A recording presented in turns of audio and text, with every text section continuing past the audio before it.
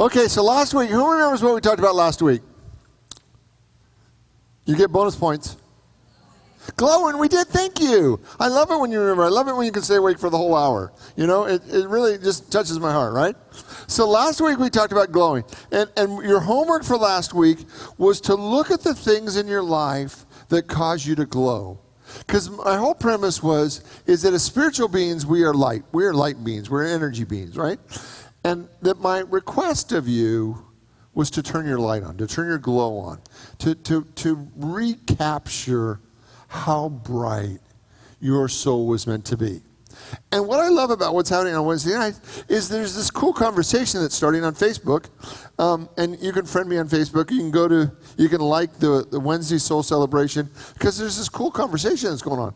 And one of the conversations that would happen was people that have been sharing with me both the miracles that we've been working on Sunday morning, but last week people started sharing with me what they did to turn their glow on. Elizabeth, you want to stand up? Come on, stand up. We're going to embarrass you anyway, because I'm going to shoot your picture up on the whole big thing. All right. So let's get Elizabeth up here. And Elizabeth shared with us. This is from Rocky Point. True? It's from Rocky Point, and it said, "Great message in glowing last Wednesday, Richard Rogers. What supports me in glowing is spending time with friends and family, being at the beach, and laughing." Right? Now, so how many of you did your homework? 4 of you. Thank you. Right? So the idea was, I wanted you to know the 2, the 3, the 4, the 5 things that really help you get your glow on, that help you get your light fully bright, turned on, excited about life, because that's who you came to be in the world. True? That you came to be the radiant expression of God that you are. You came to be as big and bright and bold and wonderful, and I want you to turn your light on. And I want you to practice over and over again turning your light on, and turn it on in bigger ways than you normally do. Like normally how you kind of fine-tune it, kind of turn it down. The whole challenge last week was, how bright can you be? Now, the thing that I want to talk about today is defining the dream that brought you here. That's DEF, right? Sometimes nobody can read my writing. So here's what I want us to look at tonight. I want you to define the dream that called your soul to show up in earthly form. Okay? Because your soul had a dream that enticed you to come into form. We all do. We all have that thing that we want to experience. Now, how many of you have heard that the purpose of life is to grow spiritually? How many want to vote for that one? Right? I don't believe that's true. Right? I absolutely do not believe that we come to grow spiritually. Because that's like saying that God created you with a semi-complete soul, right? And that sent you into the world to finish the job. Right? It doesn't make sense to me. I believe that every soul is 100% fully grown, fully matured, fully developed, fully capable, Christ-like soul from the moment you come out. Now, I do believe that your fully developed, mature, fully awake soul comes in to have experiences, but not to grow. I know people think this is a big cosmic classroom and we're all growing, I can't understand that, right? Because I absolutely believe that you were fully, completely baked the moment you came out. Like, even though we kind of look half-baked, we are completely baked the moment we come out. That your soul was completely baked. So if that premise is true, that you're a fully mature, fully awake, fully conscious spiritual being having experiences, then the question becomes, let's define the experience that your soul came for.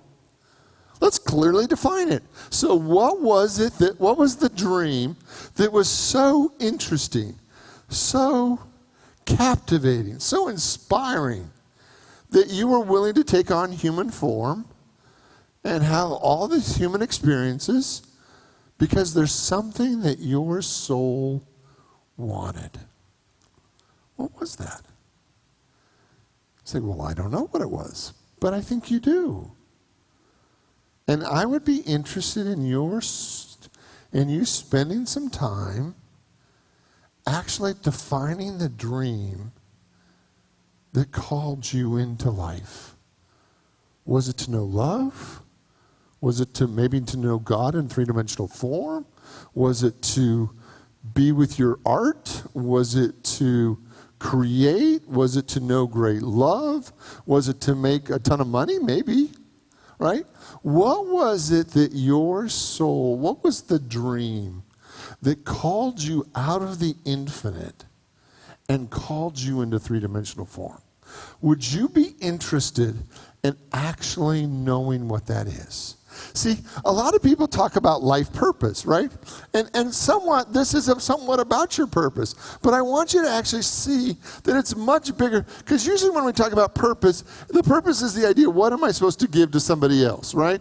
And what happens when you look at purpose, it kind of gets kind of narrow. And sometimes it kind of gets kind of flat. And I want you to really expand this idea that there's a dream that your soul came to fulfill. I want you to know what it is. I want you even to be more interested by at least being in the question of knowing what it is. Because when we know what was so interesting to us, it makes being here so much more rewarding. Jesus said, in the world there's tribulation, but be of good cheer, for I've overcome the world. How many of you have ever experienced a problem in three-dimensional form? How many of your souls thought it was actually going to be easier than it turned out to be? Right? Anybody? Right? So it's helpful, right? If three-dimensional form is a little bit more dense and awkward and hard than we thought it should be, it's helpful to have a dream or the understanding of what called us here so that we're actually aware of why we're here. Now, so that's the first thing, right? First thing I want is you to define the dream of your life. Now, sometimes in life we have desires, right? Can you think of some desires, right? Now, the reason that I want us to talk about desires is because sometimes desires play a role in our dreams. But what's interesting about desires is they may or may not be moving us toward our dream. On TV lately, on the cable TV lately, there's been a lot of shows about cars and fixing up cars. Have you seen any of those? And if you don't, I mean, now there's a whole channel, and I love it. I do. I spend way too many hours watching it, about restoring old cars. And last night on TV, there was this 32 Ford convertible, and with 1,000 horsepower. Now half the room is not going to care. Maybe 90% of the room is not going to care. It was 1,000 horsepower engine in this 32 Deuce Coupe. It was the most amazing little hot rod ever. Now, there was a part of me, I got to tell you, that awoke a level of desire in me. Right? Does that make sense? Now, but what I want you to see, that you can have many desires that may or may not move your life forward. True? Right? That only the desires that really move your life forward are the desires that you have an intention about. Okay? So you can have a desire without an intention. Right? You can have a desire, wow, that 32 Roadster looks great, right?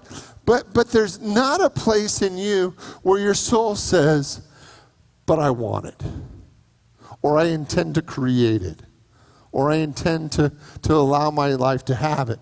Now, what I want you to see, and I'm going to make sense of this in one point, what I want you to see is that for many of us, the thing that keeps us from the thing that we have a desire, but it doesn't become an intention, guess what the thing is that kind of separates those two? Anybody want to guess? I'm going to suggest it's belief. That for many of us, the thing that we can have a desire for something, but we never really call it into our lives because we don't believe it's possible. See, for everything to become an intention in your life, there has to be a belief. And the belief has to be of one of two things. You either have to believe that you can do it, or you have to believe that God can do it. Or better yet, that the two of you can do it together. So, your soul naturally comes into form and has desires. And those desires are very much a way for you to acknowledge what your soul aligns with, connects to, has sympathy with, has a vibrational connection with. What I want you to see is that when your soul comes in, it actually begins to resonate with things, right? But not all things that you resonate with do you actually go and bring into your life experience. Some things you can just notice as they go by, and you think, oh, that would be nice, or that's interesting, or that's fun, or whatever, but you don't actually bring it into your life experience. It doesn't actually become a part of your life, your soul's expression.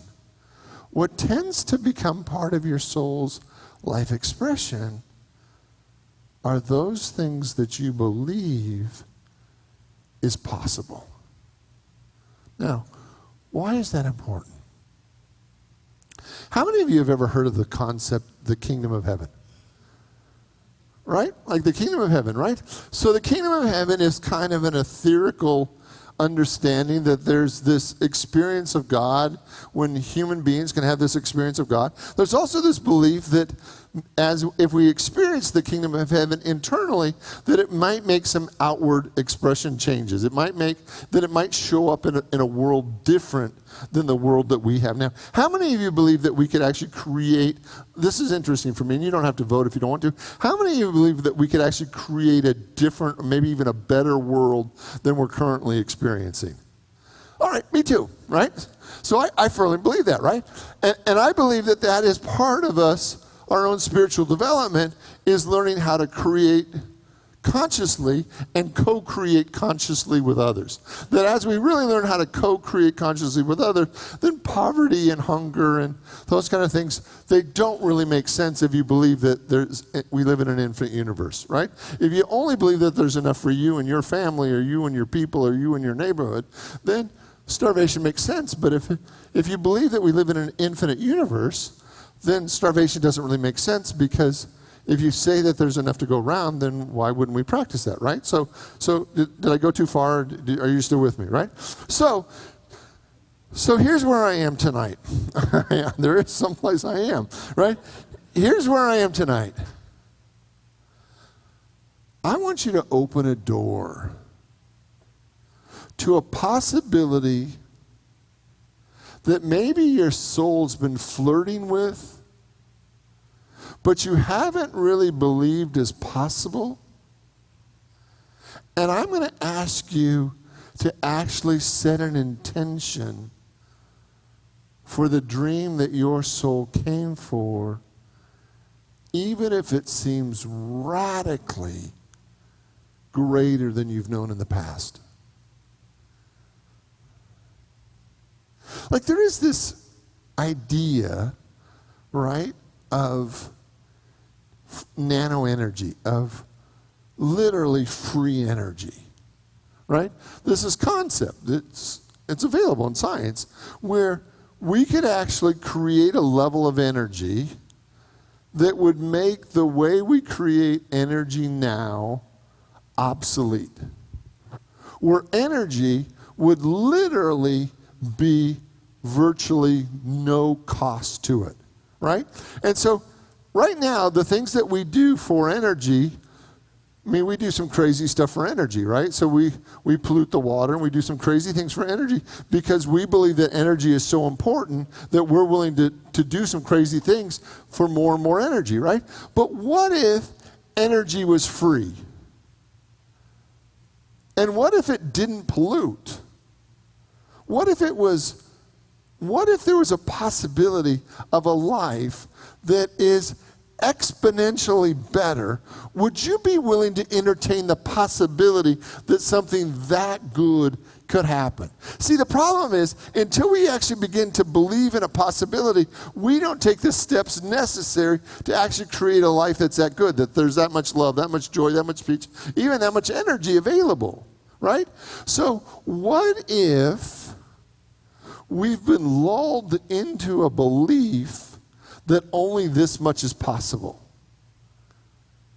And yet, Jesus taught the kingdom of heaven is at hand. Like it's here. And as we all experience it within ourselves, then it manifests all around us. So what's the greatest amount of good? What is the dream that your soul came to experience? Would you be willing to entertain the possibility of that, even if it seems crazy? Okay, can I take one more step? Right? Okay, so how do we do that?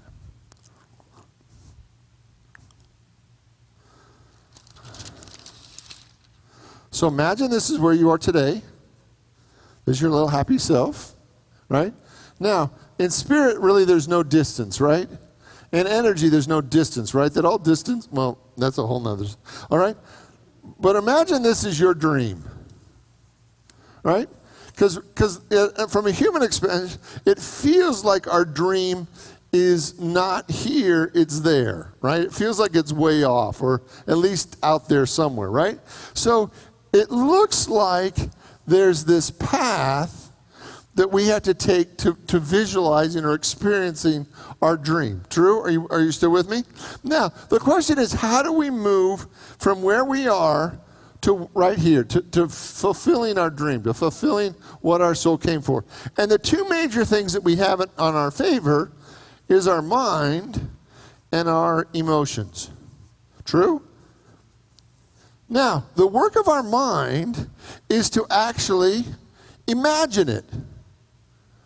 That the more we spend time imagining the greatest life our dream, the greatest life, the more time we spend imagining it, the more that empowers, that's the right use of our mind. It's the more that we spend time imagining it, the more that dream becomes a reality. True? Are you willing to give me that much? Now, what's the work of our emotions? The work of our emotions is that we're actually supposed to entertain the emotion that we would have if this dream was real.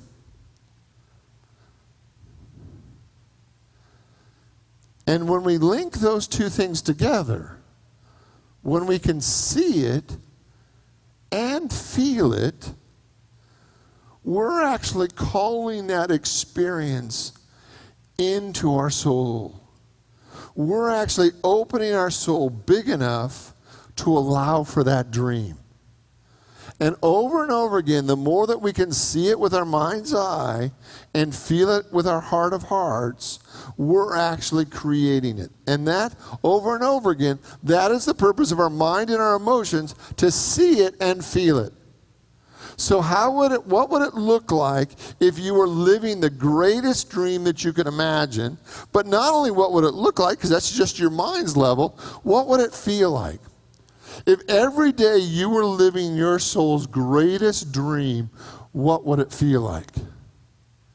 And over again, that's where we live, right? That's the thing that empowers this to become our reality, to move it from a dream to our reality. Now, that's the positive, right? That's how it works. What's the negative side of this? How do we use our mind incorrectly? Well, every time we say to ourselves, this isn't ever going to work, right? Incorrect use of mind, right? Because now we're using our thoughts to actually block our soul's progress. Or the one that I really want to talk about, to focus on, is it shouldn't look like this. Have you ever had an experience where you told yourself, this should not be happening to me? Oh yeah, this is not what I signed up for, right? So what I want you to see is that thought that this shouldn't be happening to me, or this isn't right, or this is wrong, actually gets in the way of us moving forward, because at that moment we're actually blocking the universe from manifesting, because in reality you don't know how to go from where you are today to your highest intention. You don't know how to get there, but all you know how to do is hold a vision of that and feel that and trust that whatever happens next is absolutely part of your journey to the good that you've claimed already spiritually. But every time, because your mind can think about things and say, well, if I was in charge of the universe, I wouldn't have created it this way. I would have created, the doors would just open and I would be queen for a day, right? So the most difficult part we have in this is that your mind thinks it knows the best way to get you from point A to point B. And it doesn't. Will you say with me? This is exactly what I'm supposed to be going through right now. Together? This is exactly what I'm supposed to be going through right now. One more time. This is exactly what I'm supposed to be going through right now. Because if I have a vision of where I want to go, and this is my current experience, this is exactly where I'm supposed to be to get me from here to there. This is exactly what I'm supposed to be going through. Now, your mind goes, but I can think of something much better than this. Really, I can think of more money, I can think of more love, I can think of more joy. I can think of a million things that would be better than my current experience. And what I want you to see is that every time you use your mind that way, it actually disengages you from the path that God's created for you. You actually get off the path at that moment, because your mind then no longer trusts that God's in charge. And what I want you to see over and over and over again, I want you to have a wild, wonderful dream, a vision of what life could be like here on earth. For you, for your family, for our nation, for the whole world, for every man, woman, and child. I want you to have an amazing vision for what could be. And I want you to feel what that would feel like. And then every time your mind says, but this isn't it, I want you to say, this is exactly what I'm supposed to be going through. Now, that's how you use your mind incorrectly. How do you use your feelings incorrectly? Anybody want to take a stab at that one? Feeling you don't deserve it, right? Or any feeling other than expectancy. Because if you knew that your great life was one moment away, you would feel overwhelming expectancy. You would be like a kid on Christmas morning. You would be so excited that your good life was coming. So your mind has to play, but your emotions have to play. And the more that we believe, the more our mind and our feelings align with the highest level of good. So tonight, what's the greatest level of good that you can imagine? What did your soul come for? What is the dream that called you to manifest into three-dimensional form? I want you to see it, and I want you to feel what it would feel like to live that fully. And anytime your mind says, this ain't it, I want you just to say, peace be still. This is exactly where we're supposed to be. And this is exactly how we get to where we want to go. Will you pray with me? I invite you to open your mind, your heart, your soul to the activity of God. To feel God right here, right now. That whatever your dream, whatever your desire, whatever is the thing that called your soul into manifestation, that was so important to you that you would leave the form that you knew and come into three-dimensional form. I want you to see that it's right here and it's right now. And it's all a part of the kingdom of heaven. And it's all a part of God's plan for your life. And there really is that much good in the world for you. I want you to hold your mind to a higher possibility. And then I want you to allow your emotions to feel the feeling of complete success and total soul satisfaction. So in the name and through the power of the living Christ, we give thanks. And so it is. Amen. God bless you all. Thanks for being here tonight.